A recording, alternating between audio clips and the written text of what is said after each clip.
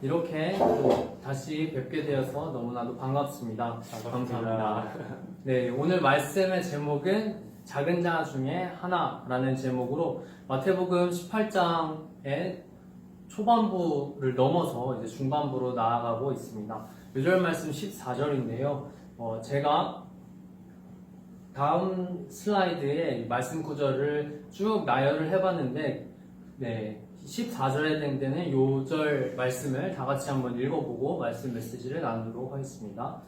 시작. 이와 같이 이 소자 중에 하나라도 이루어지는 것은 하늘에 계신 너희 아버지의 뜻이 아니니라. 아멘. 네, 오늘 말씀을 다음 슬라이드에서 보는 바와 같이 한 5가지로 내용 파트를 정리해 볼 수가 있었어요. 먼저 작은 자 중 하나라는 제목을 상징하듯이 어린아이를 영접하는 것이 무엇일까, 또 어린아이 또는 작은 자에 해당되는 그 의미가 무엇일까, 이와 더불어서 믿음의 걸림돌이 되는 행위, 그것이 우리 크리스천들에게 나타나게 된다면 이것을 어떻게 조심해야 할지, 이러한 부분에 대한 경고와 영적 생명을 위한 결단과 영적 생명을 소생케 하는 부분에 있어서의 중요성을 보고, 작은 자, 이를 살리고자 하는 하나님의 뜻을 한번 잃어버린 양 비유와 함께 돌아보고자 합니다. 먼저 본론의 첫 번째, 어린아이를 영접하는 것이 진정한 의미다라는 내용이 5절 말씀에 어린아이 한 사람의 어린아이를 영접하는 것이 곧 예수 그리스도를 영접하는 것과 같다라고 말씀을 예수님께서 하셨어요. 그렇기에 우리가 실제 삶을 살아가면서 우리 눈에 보이는 어린아이도 그 작은 자에 포함이 당연히 되겠지만, 그 외에 노약자도 될 수 있고, 또한 도움을 필요로 하는 자, 또는 우리가 하나님께서 주신 은혜로 각각의 달란트를 갖고 있는데 그 달란트를 필요로 하는 자를 또한 우리가 어린 아이뿐만 아니라 작은 자로 생각을 할 수 있습니다. 이럴 때 이 사람들을 영접하고 돕는 것이 예수님께 하는 영접에 대한 행위구나 라는 부분을 돌아보면서, 하나님께서 우리의 시각을 우리 자신의 달란트 갖고 있게 두지 아니하고 주변 이웃사랑에 또한 집중하길 원하신다는 것을 돌아보게 됩니다. 두 번째로 넘어가서 보면은 우리의 삶에 있어서 믿음에 걸림돌이 되는 부분들이 있는데, 이 부분들에 있어서 예수님께서 경고하고 있습니다. 우리가 삶을 살면서 신앙생활에서 내 자신이 선행을 베풀었어 하고 굉장히 뿌듯해할 때가 있죠. 그런데 이러한 삶 가운데 다른 사람에게는 사실 그게 선한 행위가 되지 않을 때도 있습니다. 그런 부분에서 우리가 주의해야 되는 것은 바로 다른 이에게 있어서 믿음을 방해하는 것, 예수님 또 하나님을 잘 알지 못하는 이들의 믿음을 방해하는 행위가 또한 죄악 가운데 그들을 하나님께로 인도하지 못하는 방향으로 이끌기 때문에 이 또한 우리에게 있어서 믿음과 결부시켜서 봤을 때 우리의 삶이 복음 전파에 유익한가 라는 관점에서 본다면 우리의 삶이 정말 이로운가 이롭지 아니한가를 판가름해 볼 수 있습니다. 아멘. 이렇게 구체적인 비유 내용으로서 맷돌과 깊은 바다와 관련된 내용으로 예수님께서 이야기를 해주시는데, 이러한 내용들이 믿음을 방해하는 요소보다도 또 중요성을 갖고 있다. 예수님께서 믿음의 행위를 하는 것이 믿음을 방해하는 행위를 하는 것보다 더 중요하다라는 내용을 언급해 주셨습니다. 이어서 세 번째 파트로 다음 내용을 보면은 영적 생명을 위한 결단 또는 중요성을 하고 정리를 해봤는데요. 여기서 우리가 앞서서 봤듯이 작은 자를 살피고 또 우리의 달란트를 그들을 위해서 활용하는 부분에 있어서 목적이 무엇이냐라는 것입니다. 바로 우리가 선행을 잘 베풀면서 결국에 나의 이름을 높이고 다른 사람들에게 나에 대한 인식이나 이미지를 개선시킴으로써 뭔가 인기를 얻고, 이런 목적이 있다면 이 부분은 하나님께서 명하신 뜻, 하나님이 원하시는 뜻과 사실 상관이 없다는 것입니다. 그렇게 예수님께서 여기서도 조금은 극단적인 이야기와 같지만 구체적으로 비교를 비유를 드셔서 이야기를 하시는데 그 부분이 영생을 방해하는 요소라면 과감한 결단을 내리고 제거하듯이 그 결단을 실행하다라는 내용을 언급을 하십니다. 마치 손과 발이 복음 사역에, 복음 전파에 도움이 되지 않는다면, 영혼 구원에 도움이 되지 않는다면 단절하기를 결단하듯이, 또 눈이 회방거리가 된다면, 눈으로 보는 것이 죄악을 일삼게 된다면 그 눈을 떼어내 버리듯이 이렇게 마치 그 행위를 직접 하라, 눈 뽑아야겠어, 이거를 하라는 내용이 아니라 그만큼의 결단, 또 영적인 생명에 있어서 그 생명을 소생케 하는, 또 하나님께로 이끄는, 구원케 하는 사역에 도움이 안 된다면 그 영적 방해 요소를 과감히 제거해야 된다는 결단의 말씀을 비유를 통해 이야기하고 있습니다. 아멘. 그렇게 멸망으로 가는 길이 아닌 예수님께서 하나님의 뜻을 바탕으로 전달하고 싶은 말씀은 영생으로 가는 길로 우리를 초대하고 있음을 이 말씀을 통해 보게 됩니다. 아멘. 끝으로 작은 자, 그들의 영혼을 보호하고 이를 참고해 볼 수 있는 천국에서의 관점, 또 잃어버린 양의 비유를 같이 살펴보도록 하겠습니다. 네, 작은 자, 앞서서 봤듯이 어린아이가 될 수도 있고, 오늘 말씀의 제목과 같이 작은 자 중에 하나가 바로 잃어버린 양 중에 한 영혼, 한 사람에 해당되는 것을 이 슬라이드에서 정리해 볼 수 있었는데요. 우리가 삶을 살다 보면은 마치 모든 사람에게 신경을 쓸 수 없기 때문에 때로는 우리 자신이 불완전한 모습, 완벽하지 않다는 부분을 발견하게 됩니다.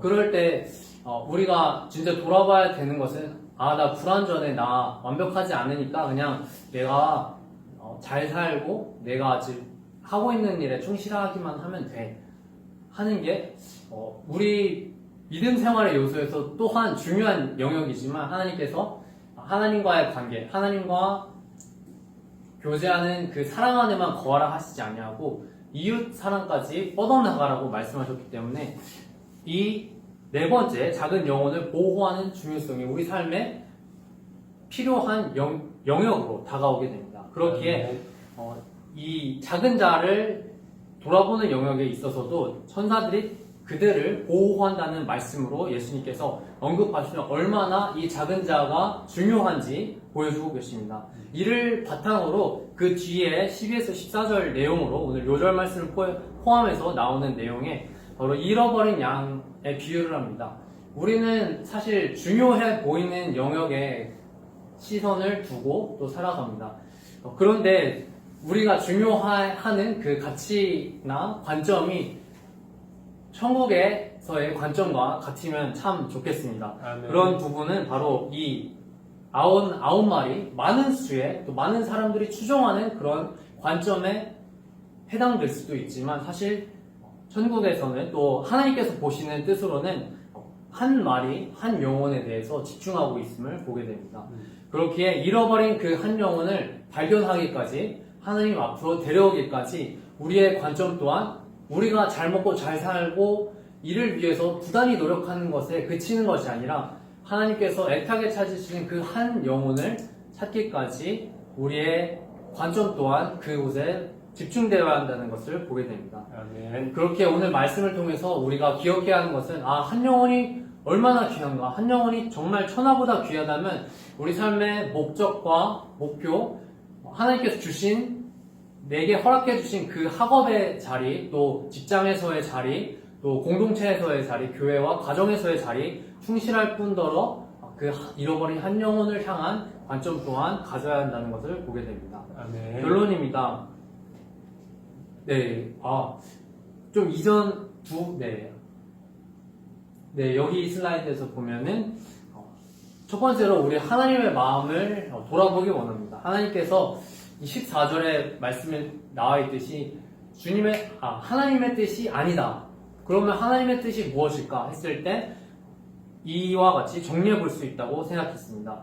첫 번째로 한 영혼을 향한 하나님의 절대적인 사랑, 하나님의 관점은 한 영혼 한 영혼에 있다는 것을 보게 됩니다. 아멘. 그렇게 잃어버린 양의 비유와 같이 하나님이 얼마나 그 영혼을 구원하고자 하는지 우리는 그 마음 또 그 의지를 이해하게 되며 그 말씀이 오늘 요절 말씀에 해당된다는 것을 보게 됩니다. 아멘. 그 다음 두 번째로는 실족에 대한 경고로 굉장히 무서운 이야기가 비유적 표현으로 나와 있는데 그런 부분에 있어서 예수님의 의도는 그렇게 극단적인 결단에 이르러라 실행해라 라는 맥락이 아니라 그 한 영혼을 잃어버리는 실족을 경고하면서 하나님께서 주신 그 관점, 잃어버린 한 영혼을 되찾는 생명 구원, 영혼 구원 사역에 더 집중하라 라는 메시지가 핵심임을 보게 됩니다. 아멘. 그렇게 우리의 삶의 품위와 행위에 있어서도